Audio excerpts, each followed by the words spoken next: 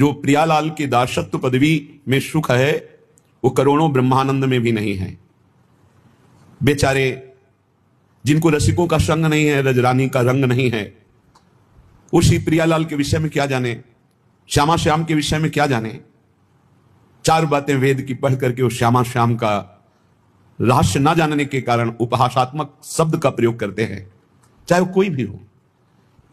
जो अखिल कोटि ब्रह्मांडों के ईश्वर, जिनकी श्वासों से चारों वेदों का प्रादुर्भाव हुआ, जो स्वयं भगवान श्री कृष्ण द्वैपायन व्यास देव जी के रूप में प्रकट होकर 18 पुराणों की रचना, महाभारत की रचना, वेदों के सूत्रों की व्याख्या, वेदांत का भाष्य, ये सब वही भगवान जो सबके अंशी हैं, वो नवनिवृत्त निकुंज में प्रियाजू के साथ विराजमान होकर अद्भुत महामाधुर्य रस की वर्षा करते रहते हैं। कैसे कोई जाने, हम उनके चाकर हैं। अगर हमें कुछ जानने को मिला है तो उनकी सेवकाई से मिला है, उनकी कृपा से मिला है, कोई विद्वता से, तपस्या से, साधना से नहीं। कोई बड़े बड़े ईश्वर कोटि के महापुरुषों जैसी साधना कर भी सकता है क्या? 80-80 हजार वर्ष जो समाधि लगाते तो हमारे हजारों जन्म हो जाएंगे कीड़े मकोड़े की तरह। हम उनकी बराबरी नहीं कर सकते, लेकिन कृपा से क्या नहीं हो सकता।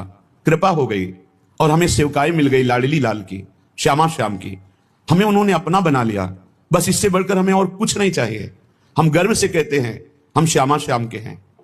ये जो हमें कहने का सौभाग्य मिला, इससे बड़ा कोई पद नहीं है। वैसे भी कई बार सत्संग में कहा है, हरिदासत्व से बढ़कर त्रिभुवन में कोई पद नहीं। परमेष्ठी पद में विराजमान भगवान ब्रह्मा जी जिनको नमस्कार करते हैं, उन प्रभु के चरणों का जो दासत्व है, उससे बढ़कर कोई पद नहीं। फिर प्रभु जिनके चरणों में नमस्कार करते हैं, वो प्रेम सागर की सार रूपा श्री लाडली जू, महारानी जू, कौन जाने इनकी महिमा। वेद ही नेति नेति कहकर जिन श्री हरि को कहते हैं, उन नंद सुत मनमोदकारी विरह सागर तरन, दास परमानंद छिन छिन श्याम जिनकी शरण, धनि धनि राधिका के चरण। कैसे कोई जानेगा बिना रसिकों की कृपा के। हम उनके चाकर हैं, बिके हुए हैं, घर जाए हैं।